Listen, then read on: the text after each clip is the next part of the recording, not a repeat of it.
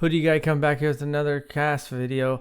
I've seen reports that maybe sometime between the 25th and 27th, Kasplex L2 could be going live. We'll see.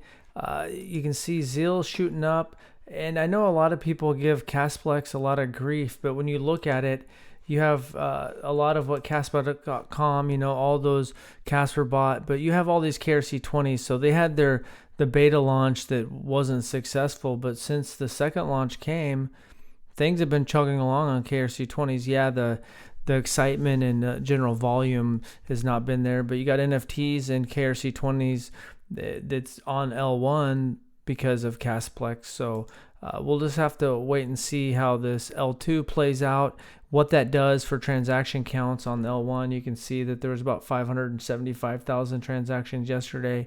So, and then, long term, you want the transactions fees to pick up.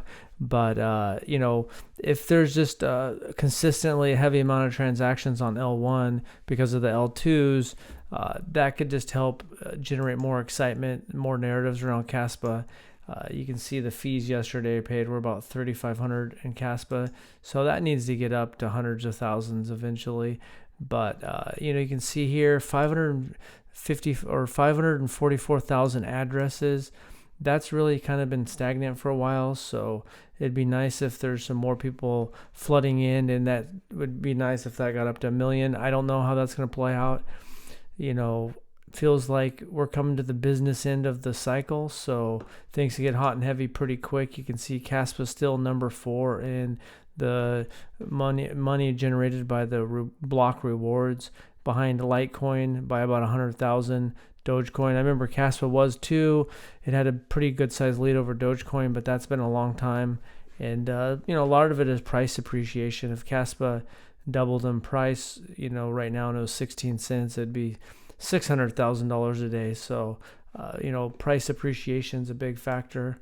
Here you can see that I don't know what is some listings, maybe smart contracts. Now the smart contracts are on L2, so that's something different than Cardano, because Cardano's got native smart contracts. But, since June of last year, market dominance has pretty much been falling. It did recover in March a little bit and started to kind of make higher highs, but then since then it's put in lower lows. So hopefully there's some catalyst here on the short-term horizon in the next few months.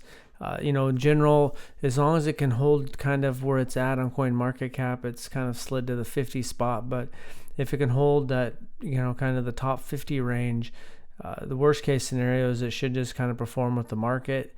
And then if it gets any kind of narratives about being a fast, decentralized proof of work with high throughput, lots of transactions, and this smart contracts drive some more people to come on, more adoption.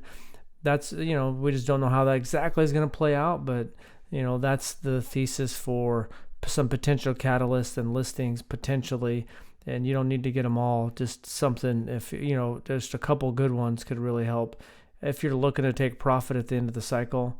You can look at the metrics like Pi Cycle Top Indicator, which some people think is not going to cross. So it's going to be easier to look back in a couple of years going, oh man, that was the easiest. That was so obvious to sell at that point.